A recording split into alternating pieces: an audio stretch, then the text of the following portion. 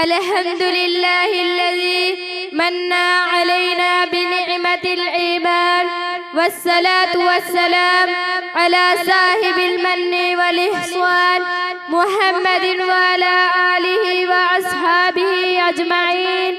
अम्मा बाद। गुलिस्तान-ए उलूम नबुव्वत की महकती कलियों, अस्सलामु अलैकुम व रहमतुल्लाहि व बरकातुहू।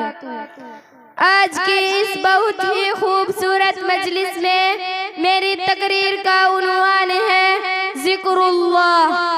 न दौलत से, न घर आबाद करने से, न दौलत से, न घर आबाद करने से होती है दिल को तसल्ली खुदा को याद करने से। तेरी महफिल में आकर बार बार देखा है, तेरी महफिल में आकर बार बार देखा है, यानी सुकून खातिर यहीं आकर देखा है। कहो तो मिट जाऊं तेरे हुस्ने अदाओं पर, कहो तो मिट जाऊं तेरे हुस्ने अदाओं पर, ये मंजर कहीं नहीं सिर्फ यहीं आकर देखा है। खुदा की याद में घुल जाने वाली बहनों, जिक्रुल्लाह का क्या मकाम है, आइए इसको कुरान और हदीस के आईनों में देखते हैं। इरशाद खुदाबंदी है, ए ईमान वालो अल्लाह को याद करो बहुत ज्यादा।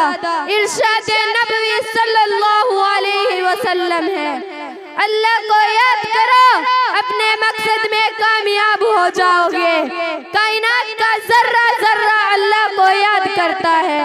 कायनात की कोई भी चीज उसके नाम से गाफिल नहीं होती। ये बुलंदी वाला आसमान भी अल्लाह को याद करता है, जमीन भी अल्लाह को याद करती है, पहाड़ भी अल्लाह को याद करते हैं, सजरो हजर भी अल्लाह को याद करते हैं, चरिंदे परिंदे भी अल्लाह को याद करते हैं, समझो कब्र भी अल्लाह को याद करते हैं। मेरी दीनी बहनों, खुलूद हो या जुलूद, अल्लाह को याद करो।